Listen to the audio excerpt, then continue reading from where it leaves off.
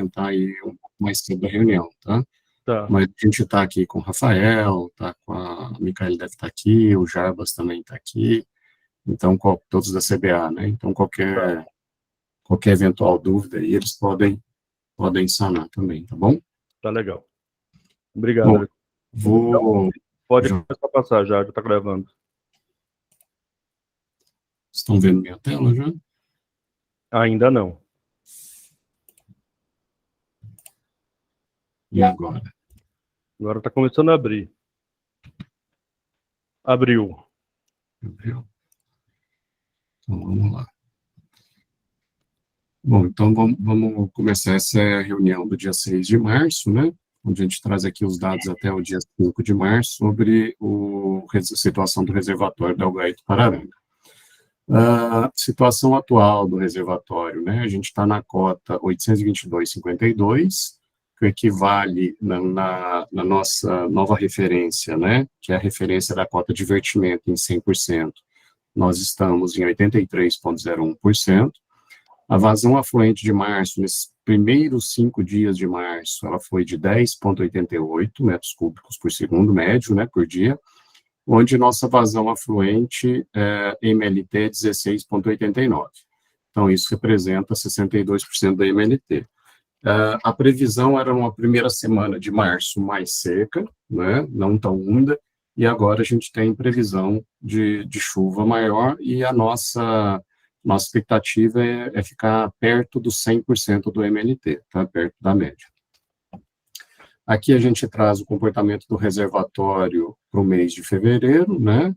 Onde ele tá equilibrado, às vezes ele lá teve uma recuada nos primeiros 10 dias de fevereiro, depois, em função da afluência mais alta, ele acabou recuperando mais, e aqui agora a gente ainda estava no processo de depressionamento do reservatório. Em março, na primeira semana, a gente conseguiu depressionar ele numa velocidade bem confortável, onde a gente chegou nos 822,52. A nossa cota, né, como eu já tinha dito na reunião passada, a nossa cota de equilíbrio, né, ou de conforto, seria 822,46.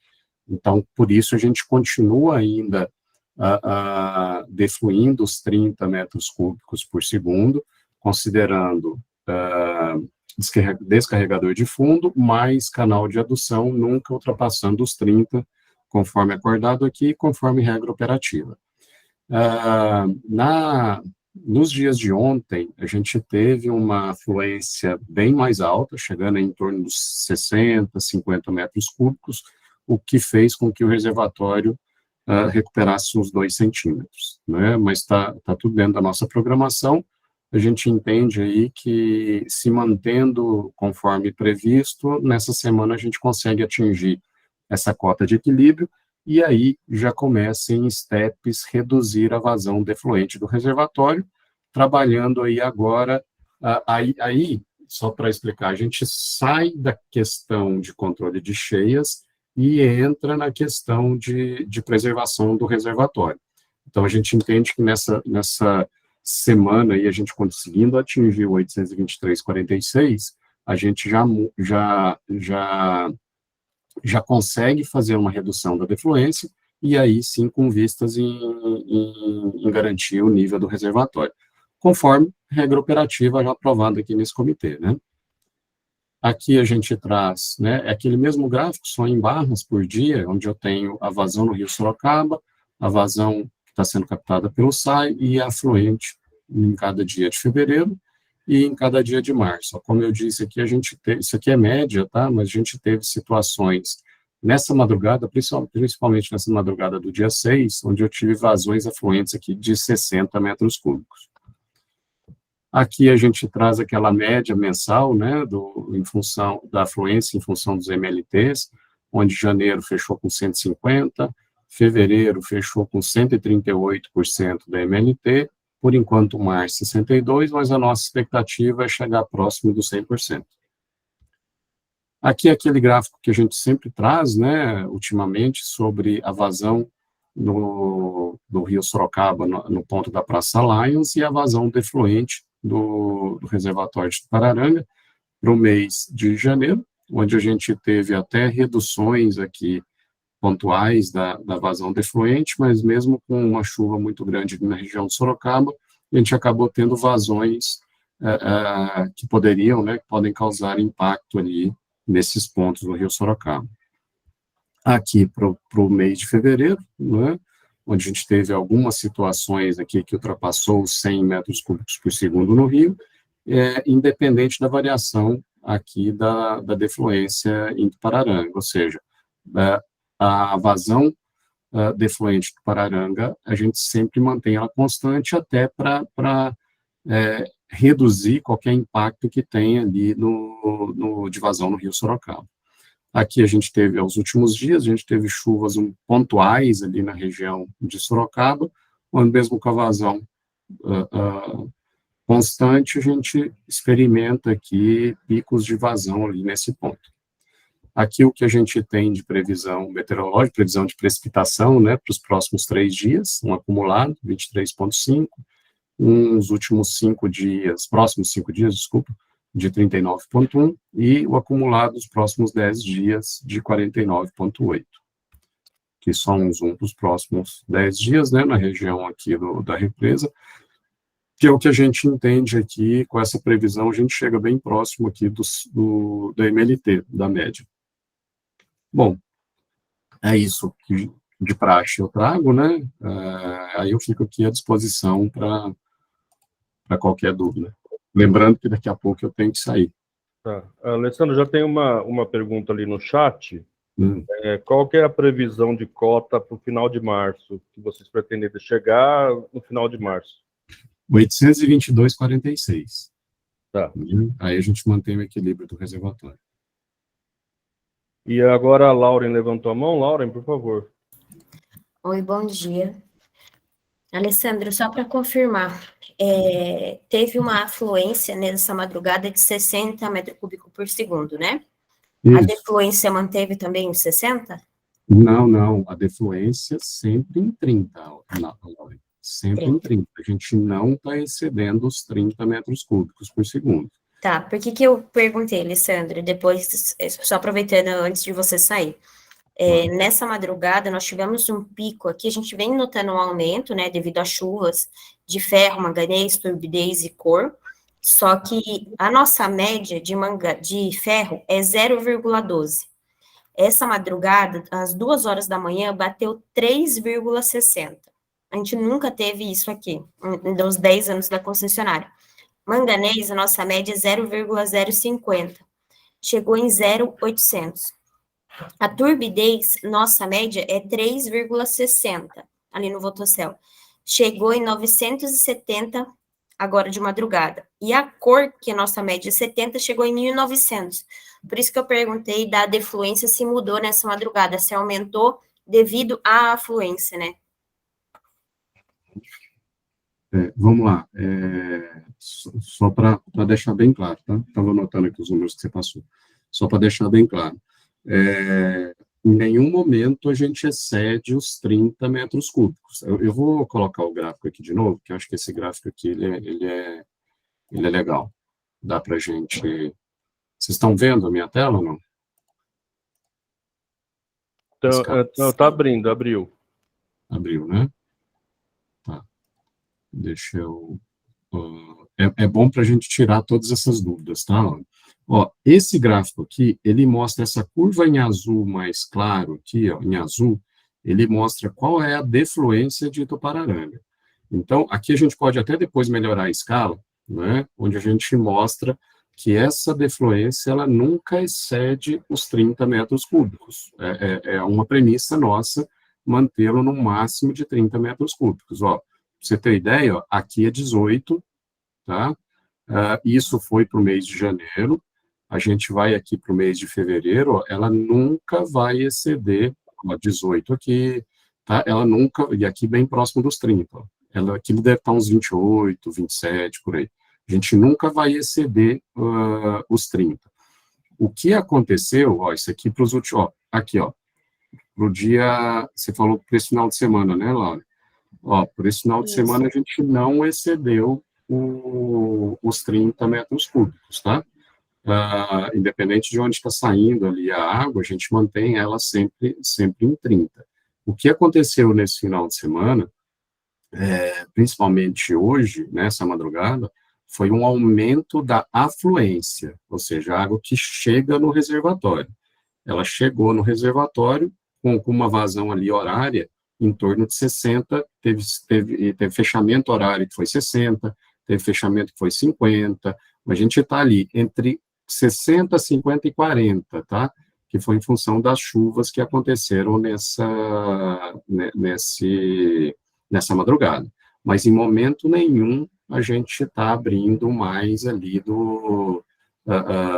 para defluir, né? Então a gente vê que a vazão aqui ela fica constante, com variações pequenas, mas nunca acima dos 30. Ok? Ok. Tiago? Desculpa, Tiago, antes de você começar, Lauren, você terminou? Desculpa, eu não vi se você terminou.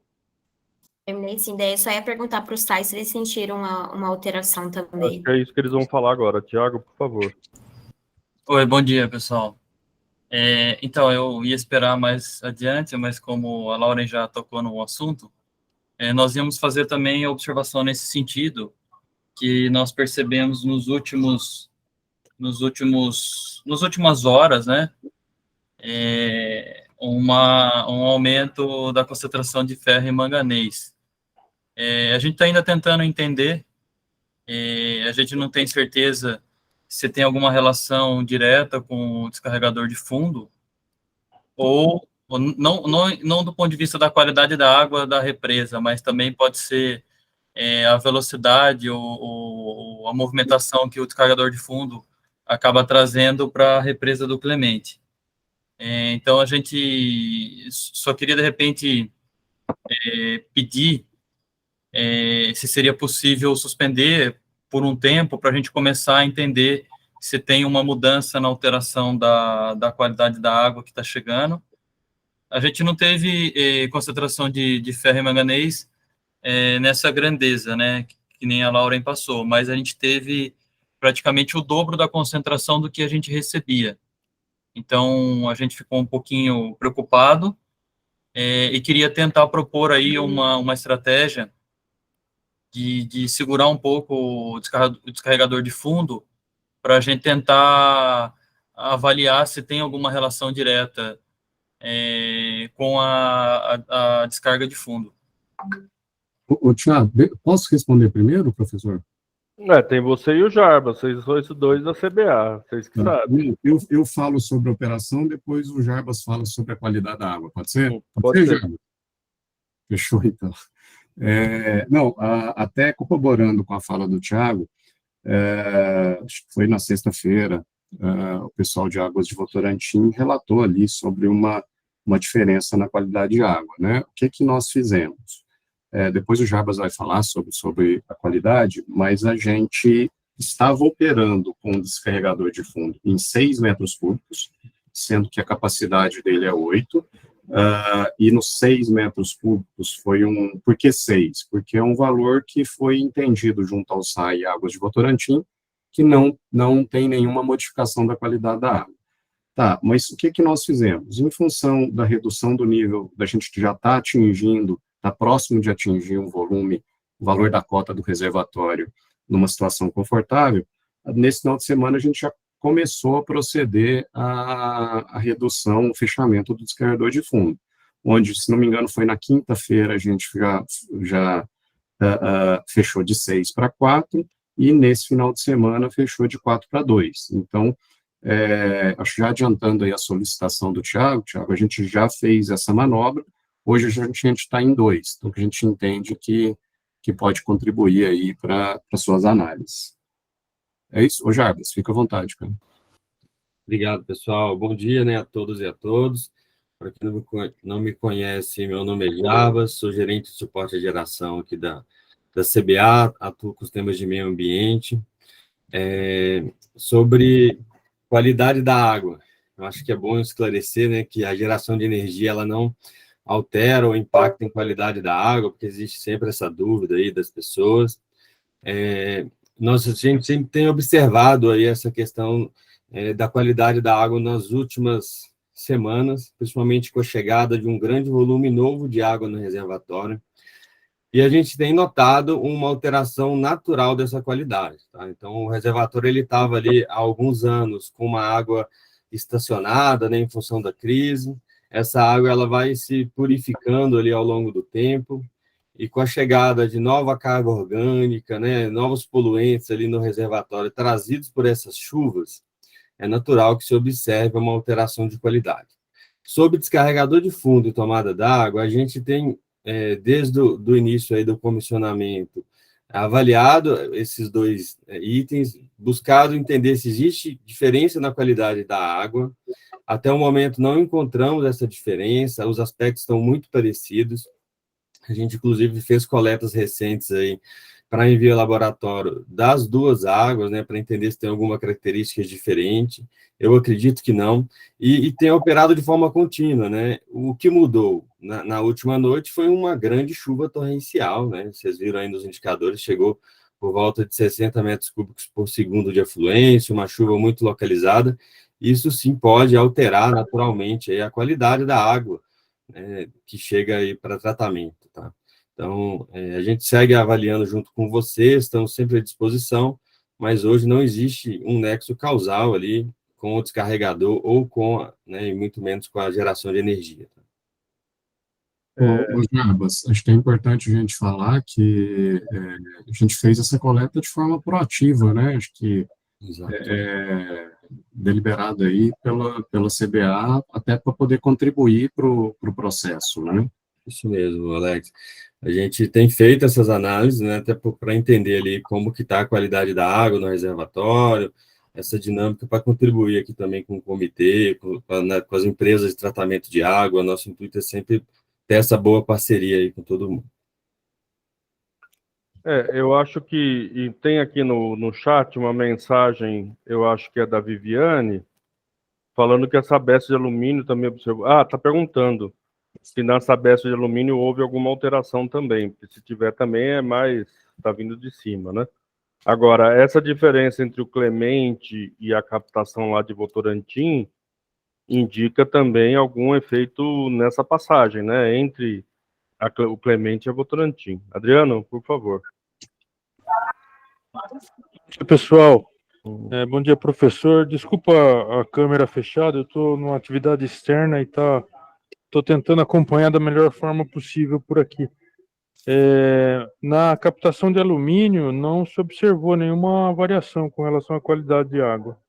Talvez por conta de ser uma captação mais superficial, né? Tanto é que a redução de cota, há um tempo atrás, como nós discutimos aqui, ela afetou bastante a nossa operação. Então, com relação à qualidade de água, a gente não percebeu nenhuma alteração. Beleza. Obrigado. Deixa eu fazer uma pergunta aqui de leigo, tá? Até desculpa me ter levantado a mão. Tem alguma outra condição que pode mudar essa característica da água? Porque, assim, o que acontece? O processo ali de geração de energia, ele não faz nada com a água, né? A água que entra é a água que sai, né? Ela até melhora que ela dá uma oxigenada ali, né? E o que está, e como o Jarbas disse, não teve nenhuma alteração de defluência, não teve qualquer ação, né, de alteração que pudesse, pelo menos na minha humilde ignorância aqui, de entender isso. Não tem alguma outra, sei lá, alguma obra, remexendo, às vezes obra de desassoreamento, alguma situação que pudesse alterar as características da água? É pergunta de leigo mesmo, tá, pessoal? Não é a minha área. Eu posso até sugerir, Alessandro, mas quando esses parâmetros que a Lauren e o pessoal do SAI, o Thiago, indicaram, que é ferro, acho que é manganês, que foi mesmo, Lauren, eu já esqueci. Manganês, turbidez e cor.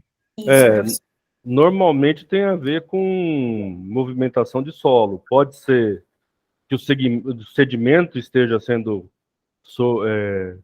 levantado, né, em função do descarregador de fundo, ou pode ser entrada de material que vem de fora também, por causa de obra, movimentação de terra. Eu acho que nesse caso aí tem os dois, né? Mas eu acho que mais em função da chuva e desse aumento muito grande, tem a ver mais com movimentação de terra em algum lugar ou acima do reservatório. O que eu falei aqui, Lauren, depois eu vi que você colocou ali no WhatsApp, é que o SAI indicou um aumento de ferro e manganês, mas não no mesmo nível que vocês têm aí na Votocel, né? Então, deve ter acontecido também um aumento de aporte de ferro e manganês aí nessa região. Aqui a região é de solo muito férrico, né? A gente tem muito ferro no solo. O sedimento é férrico, então qualquer mexida na terra vai aumentar a concentração de ferro. Não é à toa que a gente tem a antiga fazenda Ipanema aqui, que foi a primeira metalúrgica do Brasil, é porque você tem depósito de ferro aqui na região. Então, qualquer modificação de solo leva a esse aumento de ferro e talvez manganês também. Lauren, por favor, se você levantou a mão, pode falar. Isso eu ia falar do que você acabou de explicar, né? Que a gente sabe que tem um aumento devido ao carreamento aí desse percurso também do Clemente até chegar aqui na Votocel. E eu ia colocar o que você colocou, basicamente, professor, da resposta do Alexandre, que o Jarbas até mencionou, né, isso, que a qualidade da represa vem piorando, né? O que vem construindo a montante, até no entorno da represa, a gente sabe disso. E com as chuvas, de fato, a gente sempre teve esse aumento. Mas é só para a gente poder monitorar mesmo, né? Para ver da onde vem, aonde que é o ponto ali principal, para ver se está tendo alguma causa nesse percurso também que a gente possa aí, de alguma maneira, remediar. Mas era igual o Sai falou mesmo, buscar uma causa para a gente tentar entender esse aumento, porque a gente tem hoje produto em estoque, só que não é o suficiente para essa alteração que tem para a gente continuar mantendo nas dosagens que está de permanganato e hipo. Então, essa é a nossa maior preocupação. Eu acho que até você mesmo, viu, Laura, em uma das reuniões anteriores, tinha falado de alguma movimentação de terra acima da Votocel, não foi? Isso, de um empreendimento, né? Ele geralmente altera ferro e turbidez e cor. A gente, nos carregamentos que deu, a gente nunca sentiu ferro e manganês. A gente assustou agora por causa de ferro e manganês, que a gente nunca tinha esse valor registrado antes. Tá. Normalmente está relacionado com isso, movimentação de terra ou mesmo surgimento de sedimento, né? Então, se for, como vocês já baixaram o descarregador de fundo, a vazão do descarregador de fundo, a tendência é reduzir isso. Agora, o que precisa é a gente acompanhar, né, tanto o SAI quanto a Águas de Votorantim, para ver se isso realmente se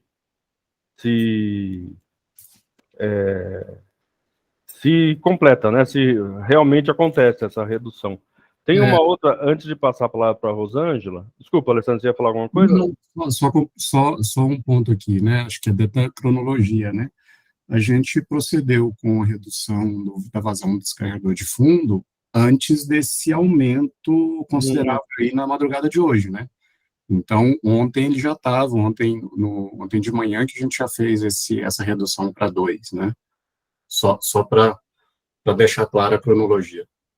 Tá. Antes de passar a palavra para o Rosângela, tem uma fala aqui do Luciano Tagnin. Eu não conheço o Luciano. Quem é Luciano Tagnin? Que fala sobre odor forte. Eu imagino que seja odor de decomposição mesmo, de matéria orgânica, próximo da barragem. Eu não sei, faz tempo que eu não vou ali, não sei exatamente o que pode ter causado esse odor. Normalmente é decomposição de alga, mas não está relacionado com no aumento de ferro e manganês. Fala, Luciano. Oi, André, bom dia. Eva Ciesp. Oi, Eva, tudo bem? O seu Luciano é o nosso representante na APA. Ah, tá. Então, ele tem participado das reuniões da crise hídrica, até porque ele tem, além dele ser representante do Ciesp, ele tem conhecimento lá na área por ser residente. Tal. Tá, não. Tudo bem, Eva. Já. Só porque eu não conheço mesmo. Oi. Fala, bom Luciano. Dia. Oi, bom dia. Obrigado, Eva, aí, eu entrei aqui. Na verdade, bom dia a todos novamente.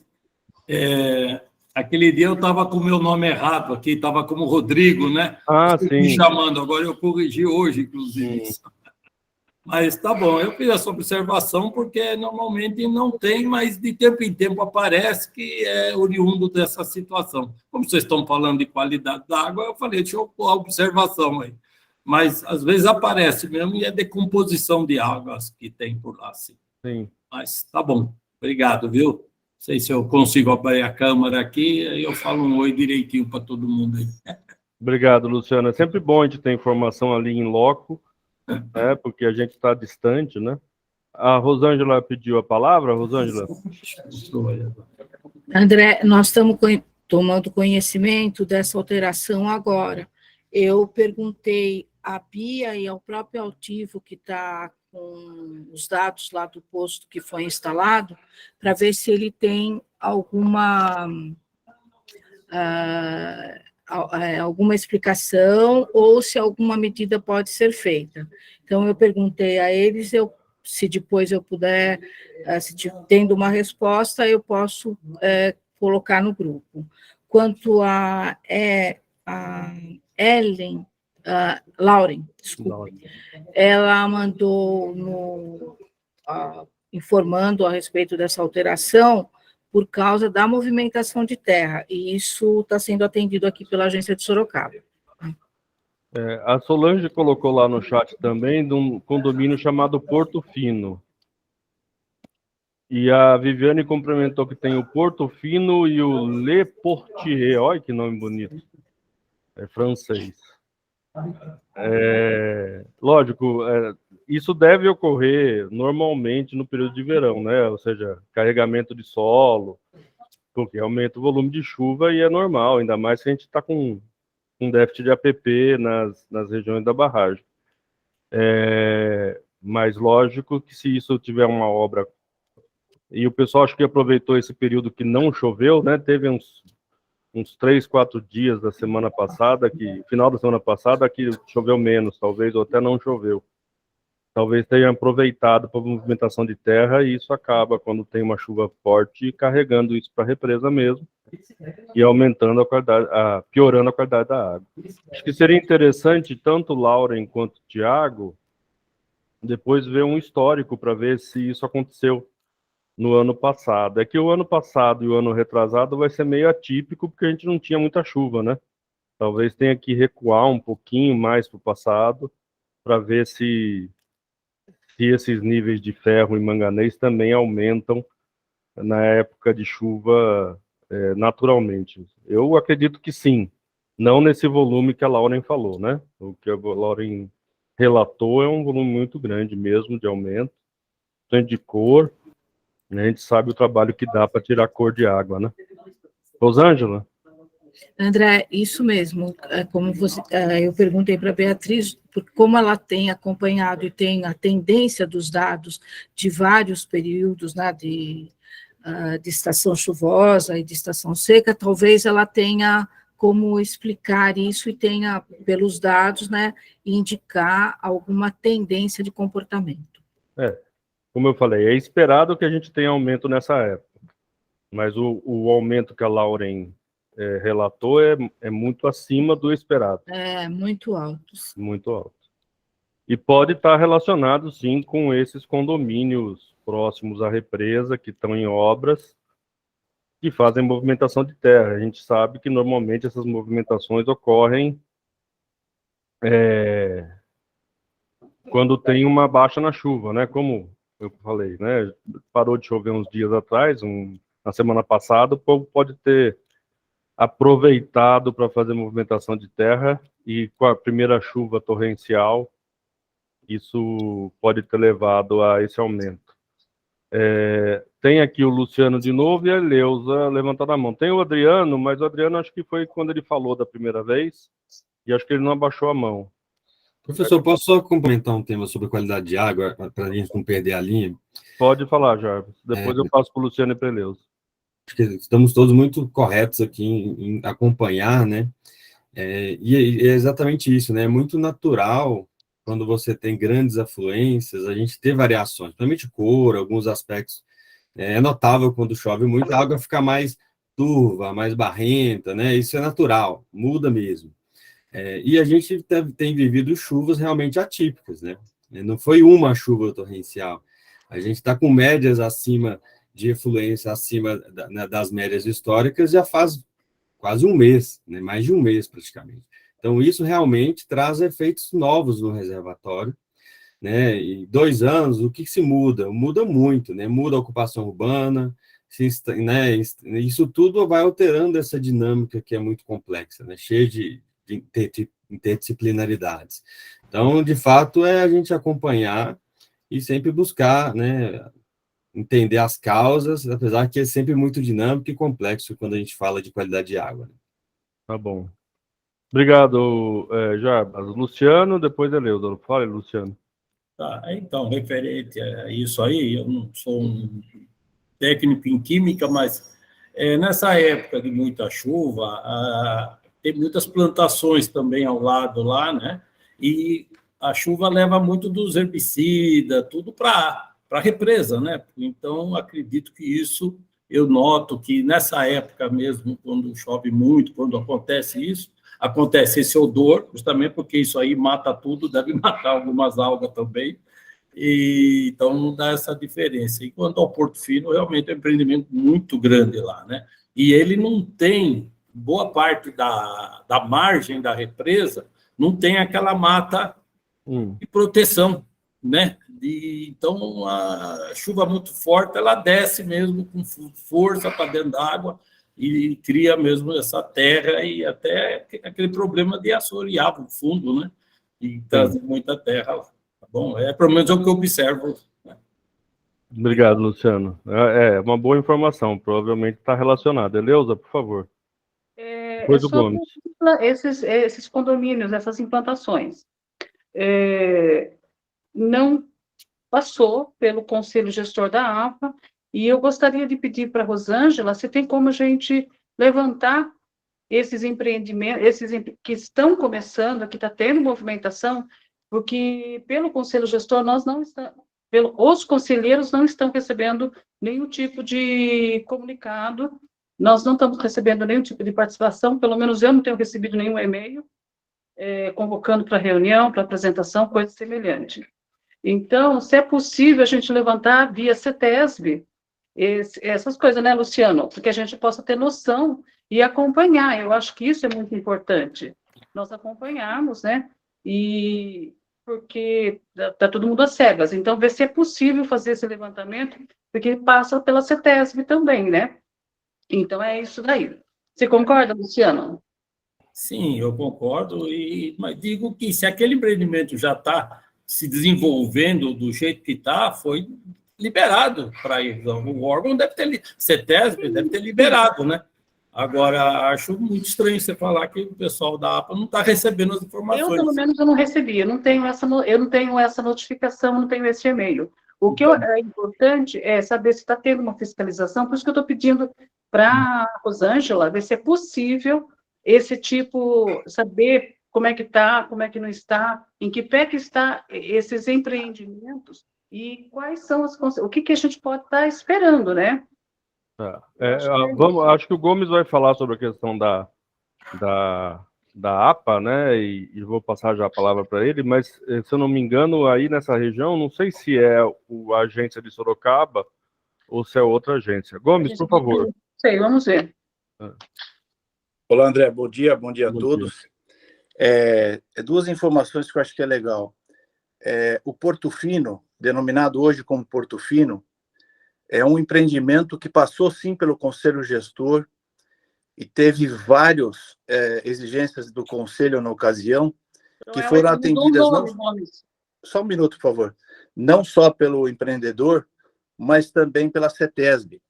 Na ocasião, ainda não estava na gestão, mas alguns vão se recordar, essa localidade é o então Estância Aires, que foi solicitado para que colocasse uma estação de tratamento de esgoto terciária, entre tantas outras, conforme a grama, por exemplo, do campo de golfe e outras exigências, né? Então, foi passado, sim, pelo Conselho, e graças ao Conselho, na ocasião, algumas exigências foram implementadas no processo de licenciamento. Então, esse nome Portofino é um nome marketing, alguma coisa assim, mas está adequado. Eu faço visitas rotineiras. Uma das últimas visitas que eu fiz, inclusive na área, constavam lá curvas de níveis e terraços, para conter ali alguns eventuais carreamentos, até por conta da própria exigência da CETESB. Então, essas curvas de nível, vamos dizer assim, esses terraços estavam implementados. Nós sabemos que nós tivemos chuvas torrenciais, pode ser que alguns desses dispositivos deixaram de ter a eficiência que necessitava ter, coisa que eles devem, evidentemente, estar refazendo esses dispositivos.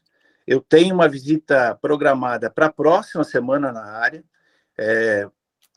acredito depois de segunda-feira, então, tão logo eu refazer essa visita, eu trago informações sobre esses dispositivos aqui, em comparação à visita anterior.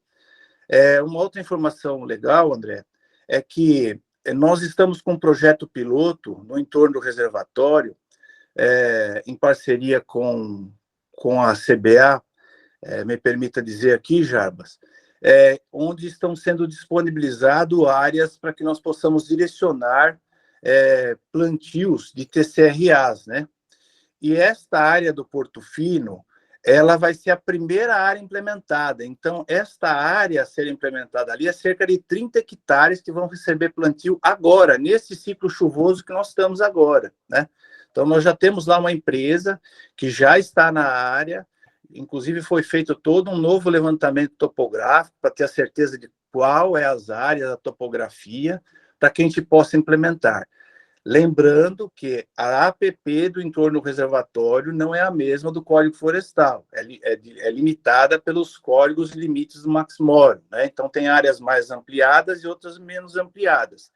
Mas nós estamos com planejamento e estamos indicando essas áreas, assim que passa por um crivo, né? Para que essas áreas possam ser revegetadas, e nós acreditamos aí que em médio prazo, não vamos nem colocar o longo, porque nós estamos avançando aí de uma maneira bem satisfatória. Nós vamos ter essa vegetação aí contemplada, colaborando também para a redução do assoreamento. Esta área também, André, observa-se que era uma área de cultivo muito intenso de soja e milho, de um proprietário lá de Itapiraí, é um senhor oriental, e se nós observarmos nas visitas embarcadas, ali nós temos um maior banco de sedimentos por conta do carreamento da época da agricultura, né? Então, inclusive, tem que tomar muito cuidado com a embarcação para chegar, porque tem esses bancos de areia, bancos de terra, na verdade, né? Então, acho que por hora é isso que eu gostaria de trazer para vocês, para que a gente possa, então, aí complementar as informações aí e sigo à disposição para qualquer situação. Obrigado. Obrigado, Gomes. Tem agora o Jarbas e depois a Rosângela. Complementando, professor, e demais colegas, né? Ano passado, a gente lançou um programa na região aí de Tupararanga, que é o Projeto Reflora. Não sei se vocês lembram, a gente chegou até conversar aqui, porque, né, o comitê também tem aquela ideia de criar um corredor, né, florestal ali na região. E esse projeto, ele consiste em a empresa apoiar pequenas propriedades, médias propriedades na recomposição das suas áreas de preservação, né?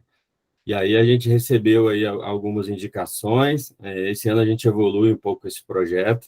Então, é um projeto muito legal que a empresa aporta recurso na recuperação dessas áreas de nascentes, de APPs, que é super relevante para a qualidade da água, né? Que é esse tema que a gente tem discutido aqui. E em uma outra iniciativa que a gente, né, fez em conjunto com a CCR, que o Gomes até citou, né, Gomes?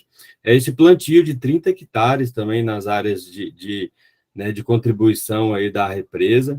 Então, são dois projetos aí super relevantes que a gente tem apoiado, porque a gente entende a importância, né? E agora a gente sente na prática o resultado de você não ter uma área vegetal extensa que faça essa filtragem, né?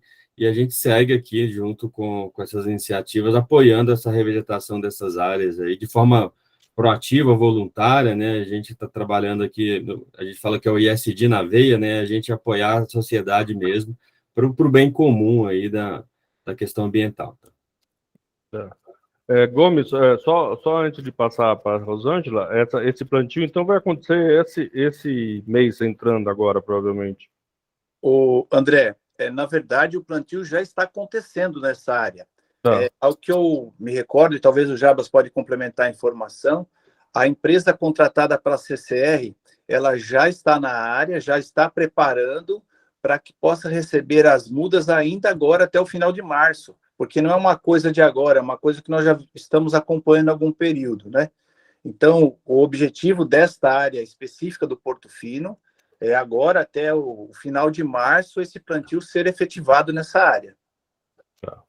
E fortalecendo o que o Jarbas falou, a gestão em parceria com a CBA e também com o comitê, nós estamos com 3 frentes de trabalho para a revegetação. Então, nós estamos com esse trabalho em parceria com a CBA, que é a disponibilização das áreas de faixa de domínio para direcionamento de TCRA, que isso já é algo a longo prazo que nós estamos construindo, e agora nós percebemos que é algo de sucesso entre a CBA disponibilizar e a realização do plantio. Nós temos esse programa que o Jarbas mencionou, que é para atender os pequenos produtores, abaixo de 4 módulos, que ficariam fora do programa Nascentes. Então, é uma parceria que a CBA está potencializando esses produtores. E nós estamos com o programa Conexão Água, que é ligando Itupararanga à Flona, que nós estamos em busca de áreas para cadastrá-las no programa Nascentes e direcionar plantios. Então, não são coisas tão imediatistas, mas estamos caminhando para uma melhora do nosso território. Ok. André, Oi. que o falou agora que esse é o antigo que nós passamos, Estância Aires, né? Esse foi um trabalho da Sandra Bel, e você participou, né? Rosângela deve ter participado de todas as nossas colocações. Acho que uma das últimas reuniões que nós fizemos foi no município de Piedade, porque está localizado no município de Piedade. Então, realmente, agora, o que precisa realmente é esse acompanhamento, porque uma coisa foram as nossas solicitações, mas o acompanhamento, esse sim é muito importante para ver se está sendo cumprido aqueles direcionamentos, né? Não só desse, mas como eu tenho tomado conhecimento de outros loteamentos próximos, se estão irregulares, se não estão, a gente temos a obrigatoriedade de acionar a Polícia Ambiental, o Departamento de Meio Ambiente dos municípios, e tentar fazer uma imagem de satélite para localizar isso daí, tá? Mas os acompanhamentos são muito importantes, e quem tem o poder de polícia é a CETESB, por isso que eu direcionei a pergunta para a Rosângela também. Tá bom? Muito obrigada. Não sei se a Rosângela vai responder, mas acho que é interessante a gente saber da história do tratamento de esgoto terciário, né? Que eu acho que era uma das principais demandas, né, na época. Mas fale, André, Rosângela. Eu procurei entrar na página da CETESB para resgatar o licenciamento, porque eu estou com um notebook que não entra o sistema, um notebook particular, não entra o sistema da CETESB de licenciamento. Então, como eu posso conseguir isso? Pela página externa. A página externa do SIG-RH, que eu tentei de manhã, e da CETESB não estão entrando, mas eu vejo isso, eu vejo que consta, vejo que a gente tem de informação dentro do sistema mesmo de autodispersão da CETESB, e informo vocês. O que a Eleusa lembrou agora, a própria Viviane chamou uma reunião em maio de 2015, convidando algumas pessoas para que pudesse fazer uma manifestação que iria subsidiar o Conselho Gestor da APA com relação a esse condomínio. Okay. Então, eu não consigo responder porque eu estou sem acesso ao licenciamento e sem acesso ao sistema para ver se tem algum auto de inspeção mais recente que tenha sido feito na área. Mas já anotei para ir buscar essas informações e já tinha pontuado no chat. No chat. Obrigado, Rosângela. eu acho que não tem mais ninguém pedindo a palavra, né? A situação do reservatório agora está chegando numa situação confortável, né? Depois a gente tem que começar a pensar já na questão do período de estiagem, né? O Alessandro acho que já saiu, né, Jarbas? Mas Não, depois... não, professor, eu estou aqui ainda. Estou no deslocamento, mas eu posso falar. O Alexandre, é só para solicitar para vocês que têm aí, devem ter uma assessoria na área meteorológica, quais são as previsões para esse período de estiagem próximo aí que a gente vai entrar, né? Se é um período mais chuvoso ou mais seco. Deve já ter isso sendo elaborado pelo pessoal da meteorologia. Não, a gente tem, né? E as previsões que a gente tem, professor, e elas vêm se confirmando, né? Semana a semana, é realmente um março na média, né? Aí falar de abril a gente tem um grau de incerteza muito grande, mas o que a gente tem aqui de previsão e vem acompanhando é um março no 100%, próximo do 100% da MLT. E aí, como eu havia falado, a gente chegando naquela cota, né, chamando aqui a cota de conforto, né, a gente já muda a forma, a gente já muda a forma de operar do reservatório e passa a considerar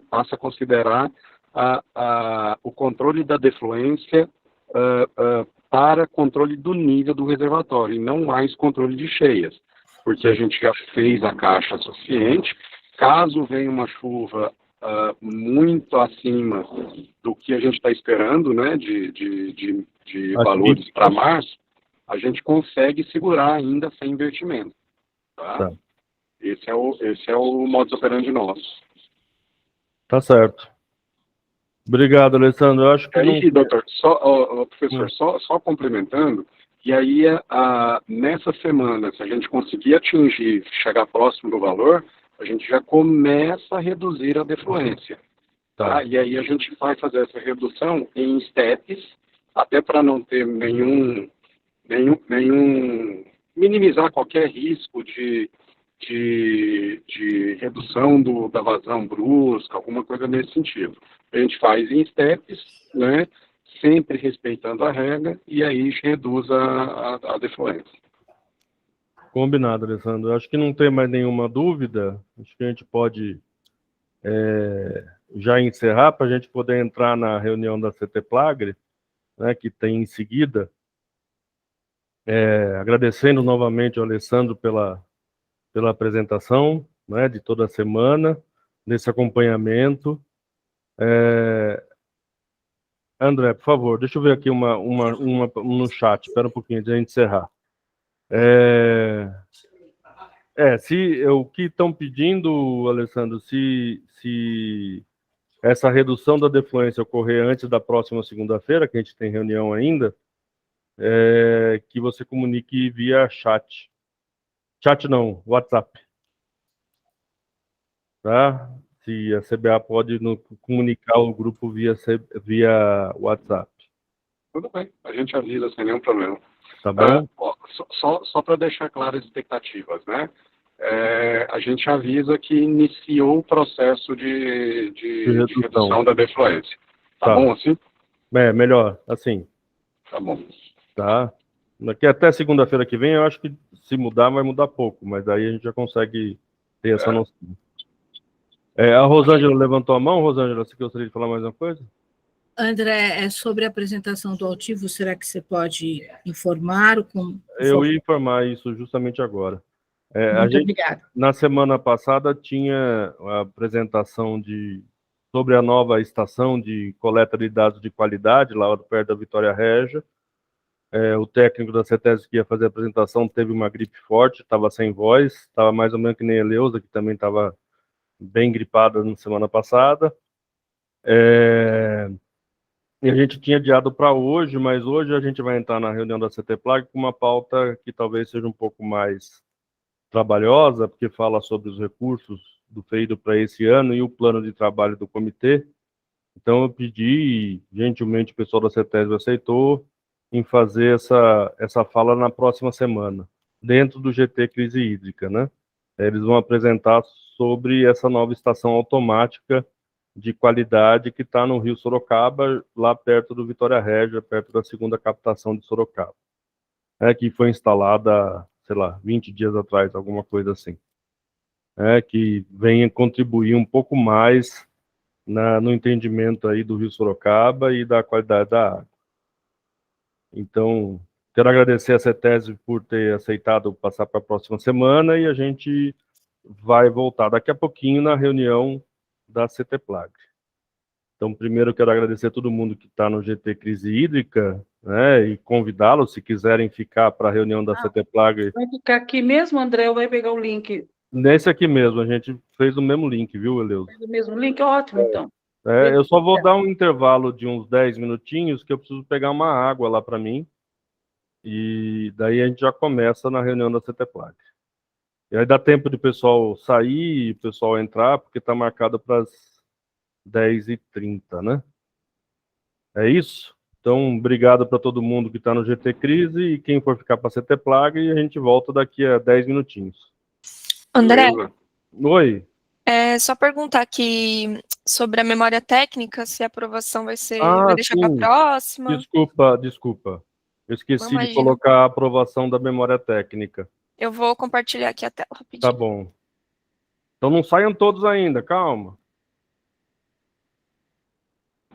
Professor, eu vou pedir licença então agora. Eu estou aqui tudo pelo bem, celular, tá bom? Mas obrigado aí, pessoal. Uma boa semana a todos. Tá. E semana que vem com mais notícias. Espero melhores ainda, tá bom, pessoal? Um abraço. Tchau. Obrigado, Alessandro. Então, é a aprovação da memória técnica da 54ª reunião do GT Crise Hídrica. Nós estamos na 56ª, se eu não me engano. Ou 7ª. É isso.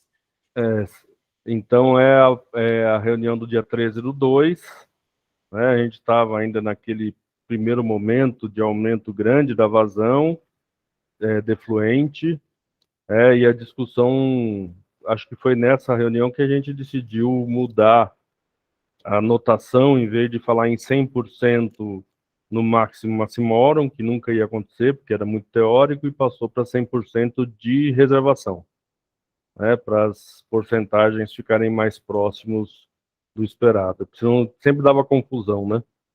E foi também a apresentação do modelo de chuva-vazão, né, de defluência, que ajudou a fazer esse novo modelo de gestão do reservatório.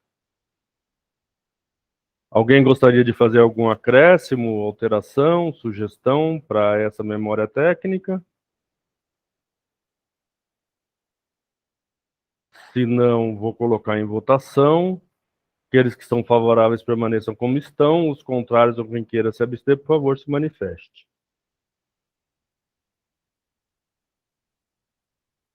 Bom, não havendo manifestação, vou dar como aprovado. Agradeço a todos aqui pela leitura e as contribuições. E vamos agora sim fazer aquele intervalinho de 10 minutos e voltamos aqui no mesmo link para começar a reunião da CETEPLAG. Ok?